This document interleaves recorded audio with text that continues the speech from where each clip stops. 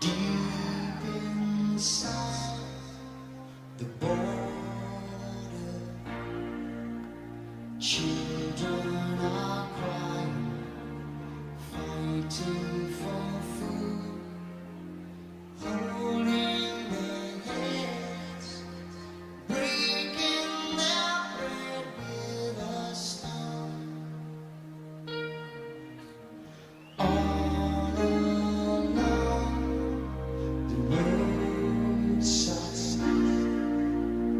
people are standing, watching the sun, shielding their eyes, brushing the flies from their face. Tell me, what can you say?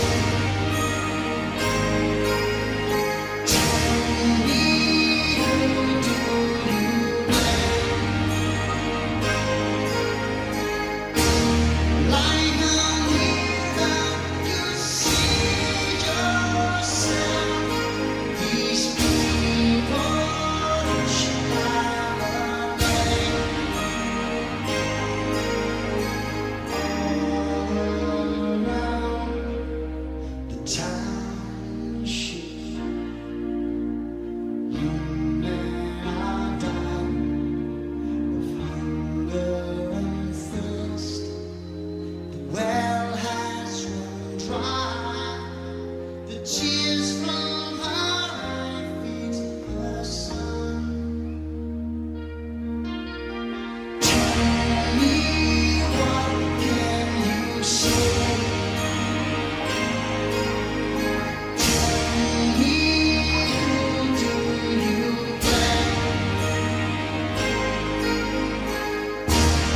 Like a mirror, you see yourself. These people should have a name.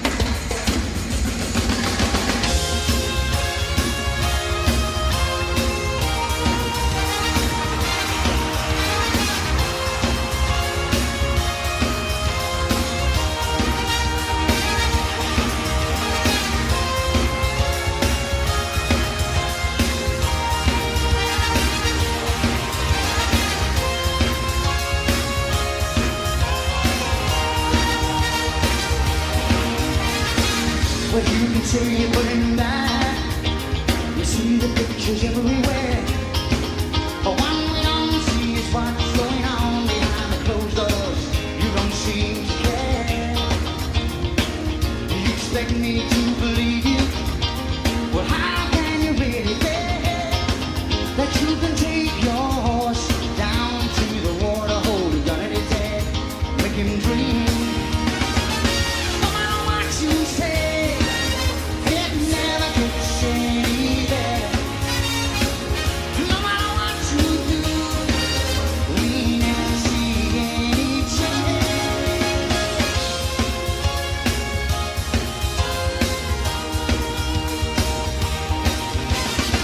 But people are living without rights, without their dignity. But how now does one man have to shout to earn his right to be free? And you can keep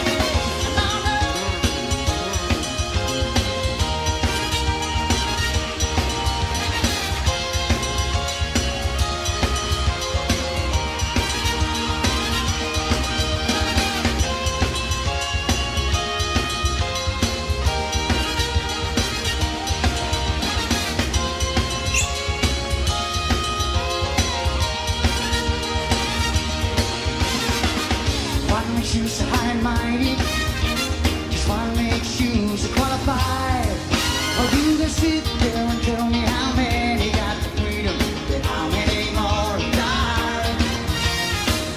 You decide to sit in judgment. It's time to pay God yourself. On one day soon that buck is gonna stop with you and no one else. 'Cause no matter what you say, it never gets any better. And no matter what you do, we never see any change. No matter what you say, it never gets any better. No matter what you do, we never see any change. No, no.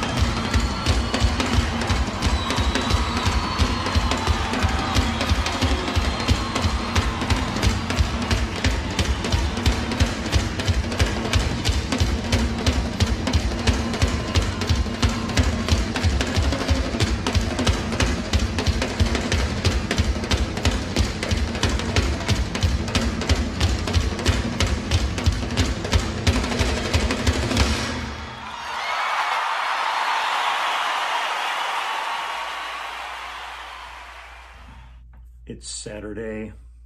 I have good news. I'll tell you after I play a song.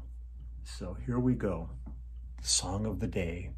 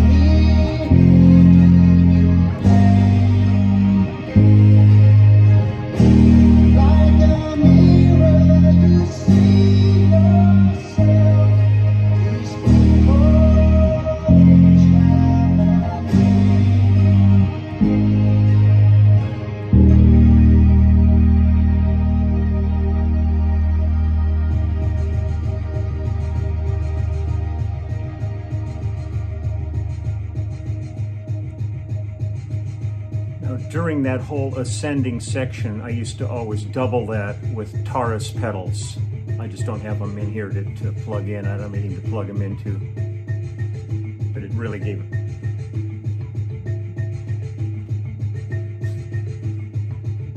Chester.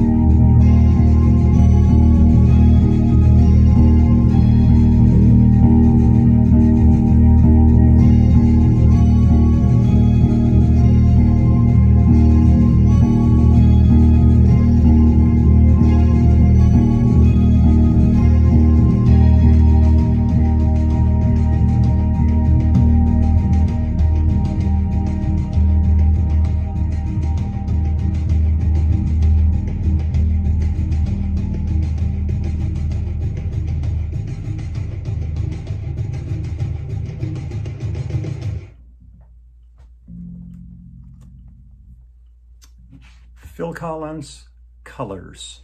I've had a bunch of requests for that song, so I thought I would start my Saturday with that. I think it's just it was so great live. I think the last time we played that live was on the But Serious tour in 1990. And great tune though. God, Phil's just like, the thing that's amazing about him is like if you see the video of that show, starts off playing piano, then he's back playing his ass off on the drums, then he's singing, then it's just like the guy's got everything covered. He's truly a Renaissance artist in terms of all of his abilities, and I love him dearly. I wish him all the best. Let me crank this up just a skosh. Bass always ends up in the middle of my beard and then splits it like the Red Sea. But he's amazing. I'm gonna contact him today, see how he's doing. They are hunkered down at home too. I mean, I've been staying in touch with him, and he's pretty much sequestered with the family and everything, just like everybody else that's trying. And the fun part was it was great to introduce everybody yesterday to Blue, who I'm doing the finger book with, and we finished it yesterday. Did the last tweaks, the last little bit of text and everything in it, and it's going to go off to have a rough printing done, not a bound print, but it'll be everything all laid out, cover everything, and once we put our stamp of approval on it, and hopefully that'll be in about a week or so, then it's off to the printers, and they'll begin printing them and then ship it, because all this stuff it's printed in China, of course, and then it's put on a ship and sent back, and it's literally, I've got probably over a ton of books coming. The run of this is 10,000 books. So I've got to rent a storage locker now to put them all in, and then just go there and pick up stacks of them as I need them and start mailing, because I'm doing everything myself on this. So I'm going to be printing all the labels, going to the post office and doing all this. And it's going to be a handful. Have to kind of start a whole business. I have to do a thing for taxes and figuring out shipping costs, but I'm keeping the price of the book down. It'll all be explained in the Kickstarter program, but I'm hoping the Kickstarter program does good, because that'll kind of finance the whole beginning of this thing and get it going, so it's not completely out of pocket all. And what the Kickstarter will get you will be you'll get the first stab at the books, and there will be some different levels and perks on that, with signed and personalized books, and maybe a couple of other goodies thrown in. We'll see. I'm gonna investigate all this now, but the book is actually complete, and I just, in fact, before doing this video, sat and looked through it and snapped some pictures of some of the pages and sent them off to some friends just to warn them that it's on the way. So that's cool. It's going to be hellacious here in Southern California for the next, I don't know how long, maybe 4 or 5 days. But today it's supposed to potentially reach about 112 or 113 degrees. And I'm not going to convert that to Celsius while I'm sitting here. So just take my word for it. It's hot as hell. Took the boys out this morning, and of course my brain is completely used up at this point. I'm amazed I could actually play that song, because Thursday I was supposed to be doing a Zoom interview with a gentleman in I think in Germany, and it was going to be 12:30 my time, so maybe, or he's in England maybe, but somewhere it's like 8 or 9 hours difference time. So I was supposed to be at 12:30. And obediently at 12:30, I got on my link to him, and he answered the phone, and he said, "So what are you doing here?" And I said, "Well, I mean, don't we have an interview to do?" He goes, "That's next week." He said, "I'm 4 minutes from doing a different interview, so I got to run now." I said, "I'll see you next week." Then this morning, I got up early because today is my day from the clubhouse for doing the FaceTimes and the Skypes with everybody, and my first call was at 8 this morning, and I'm sitting there getting ready to go on. I've got everything set up, my camera and everything. And I contacted Aaron, who kind of helped put together the clubhouse and runs like the live stream and all that. And he said, everything okay? And I said, yeah, just getting ready to start my things. He goes, that's next week. So next Saturday is when I do all that. I mean, I'm like so completely brain dead at this point because we've been having a bunch of meetings about the band, and there's some really cool stuff going on with that. And the single, I think the new video's coming out in like a week, and it's unbelievably great. I'm really proud of it. And the guys, everybody stepped up, and we're getting ready to go in a little less than a month from now, and we're going to do a live concert and then stream it. And this time it's going to be the shit, as they say.